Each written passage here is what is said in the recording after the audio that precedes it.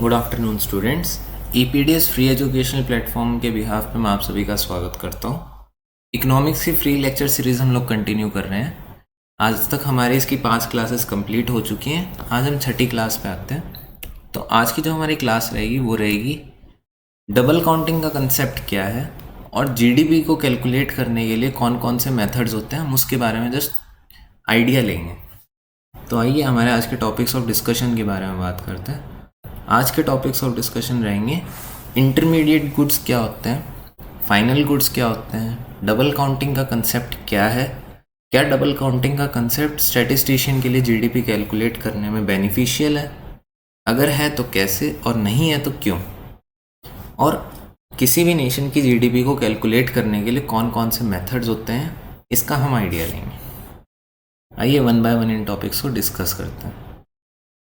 सबसे पहले हम लोग बात करते हैं इंटरमीडिएट गुड्स के बारे में।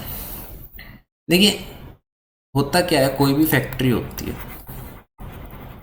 ठीक है, वो कोई प्रोडक्ट बनाती है। ये जो प्रोडक्ट होता है ना, इसकी जब मैन्युफैक्चरिंग ये फैक्ट्री करती है तो ऐसा नहीं होता कि ये 100% इस प्रोडक्ट के की मैन्युफैक्चरिंग के लिए फैक्ट्री रिस्पॉन्सिबल है। इस प्रोडक्ट के जो पार्ट्स हैं, ठीक है, प्रोबेबिलिटी है कि कोई rarest of the rare products होंगे जिनके पार्ट्स की मैन्युफैक्चरिंग भी 100% ये फैक्ट्री ही करती हो, लेकिन बहुत रेयर ऐसा देखने को मिलता है। तो जनरली क्या होता है कि जो भी फैक्ट्री होती है या जो भी कंपनी होती है वो कुछ पार्ट्स परचेज करती है। किस लिए परचेज करती है? इस प्रोडक्ट की असेंबलिंग के लिए या इस प्रोडक्ट की मैन्युफैक्चरिंग के लिए। तो जो ये वाले पार्ट्स परचेज हुए हैं, ठीक है, इन पार्ट्स को हम लोग बोलते हैं इंटरमीडिएट गुड्स।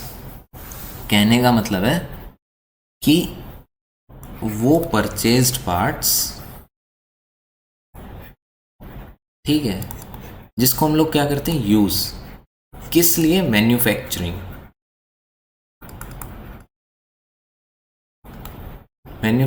या प्रोडक्शन। किसका? New goods oblique services. तो कोई ऐसे पार्ट्स या ऐसे गुड्स या ऐसी सर्विस जिसको हम लोग कहीं और से मंगाते हैं और उसका यूज़ करके कोई नई गुड्स एंड सर्विसेज हम लोग जो प्रोड्यूस करते हैं, इस टाइप के गुड्स को हम लोग बोलते हैं इंटरमीडिएट गुड्स, ठीक है। अब हम लोग बात करते हैं हमारे नेक्स्ट टॉपिक के बारे में, जिसका नाम है फाइनल गुड्स। तो देखिए, अभी तक हमने बोला कि कोई भी प्रोडक्ट कोई कंपनी बनाती है तो वो इसकी 100% मैन्युफैक्चरिंग के लिए रिस्पॉन्सिबल नहीं होती है, ठीक है। तो जो बाहर से पार्ट्स या सर्विसेज खरीदी जाती हैं, ठीक है, उनका यूटिलाइजेशन करके जो भी नया प्रोडक्ट या नई गुड्स या न्यू सर्विसेज कोई भी कंपनी या फैक्ट्री लॉन्च करती है, ये जो आउटपुट है ना हमारा, इररेस्पेक्टिव ये कहाँ से आ रहा है, ठीक है, ये जो आउटपुट है, इस आउटपुट को हम बोलते हैं फाइनल गुड्स। वर्ड से क्लियर है, फाइनल मतलब ये एंड है, इससे ज़्यादा कुछ नहीं होगा, ठीक है। तो ये जो फाइनल गुड है, फाइनल वर्ड है, ये हम इस आउटपुट के लिए यूज़ करते हैं कि हमने इससे पहले क्या किया उसे छोड़ो, हमने जो भी यूज़ किया उसको यूज़ करके हमने एक प्रोडक्ट या सर्विसेज लॉन्च करी। तो जो फाइनल स्टेज की लॉन्च्ड गुड्स और सर्विसेज है, ठीक है, उसको हम बोलते हैं फाइनल गुड्स। अब एक बार के लिए जो हमने इंटरमीडिएट और फाइनल गुड्स का डिस्कशन किया, इसको एक एग्जांपल से समझ लेते हैं। देखिए, मान लीजिए आपने एक रेफ्रिजरेटर खरीदा, ठीक है, या कोई भी कंपनी एक रेफ्रिजरेटर बनाती है। रेफ्रिजरेटर में क्या लगता है? कंप्रेसर, जो गैस प्रोड्यूस करता है जिसकी वजह से आपका फ्रिज ठंडा रहता है, ठीक है। अब ये कंप्रेसर मान लीजिए जो कंपनी फ्रिज या रेफ्रिजरेटर बना रही है वो कंपनी अपना कंप्रेसर नहीं बनाती है, वो कहीं से प्रिक्योर करती है या परचेज करती है, ठीक है। तो इस कंपनी के लिए, ठीक है, इस कंपनी के लिए ये कंप्रेसर एक इंटरमीडिएट गुड का काम करेगा और जो रेफ्रिजरेटर उसने लास्ट में प्रोड्यूस किया वो एक फाइनल प्रोडक्ट का काम करेगा, ठीक है। अब इसमें प्रॉब्लम कहाँ आती है?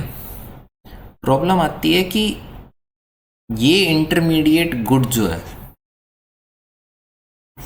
ठीक है, ये फाइनल गुड का काम कर सकता है, बिल्कुल कर सकता है। अब सवाल ये उठता है कैसे? तो आइए इस चीज को हम आगे जाके डिस्कस करेंगे, कंसेप्ट ऑफ डबल काउंटिंग।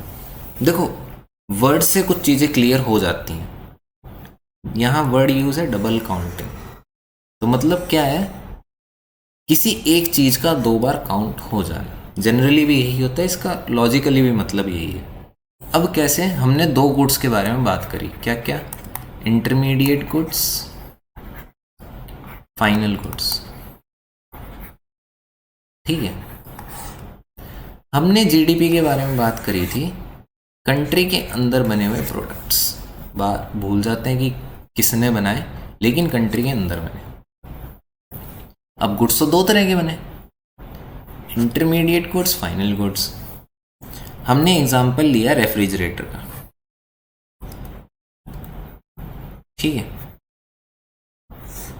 अब हुआ क्या, जो रेफ्रिजरेटर है इसकी कॉस्ट मान लीजिए 13,000, ठीक है। और इसमें जो लगा हुआ कंप्रेसर है इसकी कॉस्ट मान लीजिए 1,000 है, ठीक है। अब ये जो 13,000 की कॉस्ट है इस रेफ्रिजरेटर की, इसमें इस कंप्रेसर की कॉस्ट भी इंक्लूडेड है। तो जब हम जीडीपी को कैलकुलेट करेंगे, ठीक है, तब होगा क्या, 13,000 एक तो ये प्रोडक्ट बना है, कंप्रेसर भी तो प्रोडक्ट है। तो आप लोग बोलोगे सर जीडीपी हो जानी चाहिए 13,000 प्लस में 1,000। बिल्कुल ठीक बात है, ये जीडीपी बन गई 14,000 की। लेकिन ये 1,000 रुपए इसमें कब जुड़ेंगे? अब डबल काउंटिंग का कंसेप्ट ये है कि 13,000 फ्रिज की कॉस्ट होगी, 1,000 कंप्रेसर की कॉस्ट होगी। तो 1,000 कंप्रेसर की यहाँ भी जुड़ गई और 1,000 रुपए की कॉस्ट कंप्रेसर में इसमें भी तो लगी है। तो इसको आप चाहो ये लिख लो 12,000 प्लस 1,000, ठीक है। तो 1,000 ये और 1,000 ये, एक जीडीपी में 1,000 दो बार काउंट हो गया। तो जो ये वाला कॉन्सेप्ट होता है काउंटिंग का, इस कॉन्सेप्ट को हम लोग बोलते हैं डबल काउंटिंग, ठीक है। तो जीडीपी में जो यूज होती है गुड्स की काउंटिंग, वो होती है सिर्फ फाइनल गुड्स की, ठीक है। हाँ, एक चीज याद रखना, जो इंटरमीडिएट गुड्स हैं वो फाइनल गुड्स एक्ट कर सकते हैं। कब? जब उन्हें सेपरेटली परचेज किया जाए for repair of final products. मतलब जैसे कंप्रेसर है, अब आप बोलोगे सर कोई कंपनी कंप्रेसर भी तो बना रही है, वो उसका तो फाइनल गुड्स है ना। बिल्कुल ठीक बात है, वो उसका फाइनल गुड्स है। लेकिन अगर हम फ्रिज खरीदे हुए फ्रिज की कॉस्ट जोड़ रहे हैं तो उसमें लगे कंप्रेसर की कॉस्ट को हम नहीं ऐड करेंगे। हम इसकी कॉस्ट को कब ऐड करेंगे? मान लीजिए ये फ्रिज चलते चलते हो गए 1 साल, इसकी गैस खत्म हो गई, तो इसकी गैस को ठीक कराने के लिए हमने नया कंप्रेसर खरीदा। उस केस में हम इस कंप्रेसर की कॉस्ट को ऐड करेंगे। तो जो हमारी मिनिस्ट्री है वो जितने टोटल प्रोडक्ट्स होते हैं उन प्रोडक्ट्स को इंटरमीडिएट गुड्स और फाइनल गुड्स की कैटेगरी में डिवाइड कर देती है। तो जो जीडीपी कैलकुलेट करने के लिए गुड्स यूज़ करे जाते हैं वो सिर्फ फाइनल गुड्स यूज़ होते हैं, उसमें इंटरमीडिएट गुड्स का इंक्लूजन नहीं होता है, ठीक है। तो जो इंटरमीडिएट गुड्स होंगे उनकी मैन्युफैक्चरिंग या उनके प्राइस को हम जीडीपी में नहीं जोड़ते, ठीक है। आइए आगे इस टॉपिक के बारे में बात करते हैं। Is the concept of double counting beneficial for statisticians for calculating GDP? According to me it is no. Everybody has its own point of view. Reason के बारे में हम पीछे बात कर चुके हैं कि एक चीज़ की काउंटिंग 2 बार हो जाती है, ठीक है। हमारा नेक्स्ट टॉपिक हो जाएगा introduction to the methods of GDP calculation. देखिए, किसी भी नेशन की जो जीडीपी होती है वो 3 तरीके से कैलकुलेट करी जा सकती है, ठीक है। 3 तरीके कौन कौन से? प्रोडक्शन मेथड,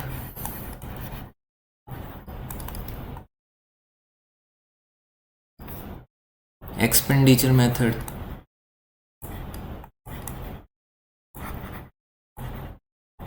इनकम मेथड, ठीक है। अब जितने भी बड़े बड़े स्टैटिस्टिशियंस हुए हैं, ठीक है, इररेस्पेक्टिव वो कहाँ से बिलोंग करते हैं, जितने भी हुए हैं, उनका कहना क्या है कि आप जीडीपी को चाहे प्रोडक्शन मेथड से निकाल लो, चाहे एक्सपेंडिचर मेथड से निकाल लो, चाहे इनकम मेथड से निकाल लो, आपकी जीडीपी की वैल्यू सेम आएगी, ठीक है। लेकिन नोट करने की चीज़ ये है कि ये सेम आती है ओनली फॉर डेवलप्ड नेशंस। अगर आप डेवलपिंग कंट्री लाइक इंडिया की बात करोगे तो वहाँ ये कॉन्सेप्ट फेल हो जाता है। क्यों? इसके बारे में हम आगे की क्लास में बात करेंगे। That's all for today's discussion. Thanks for watching the video. If you like, please like and subscribe. Share it max so that we can reach out maximum number of people. Thank you. Have a nice day.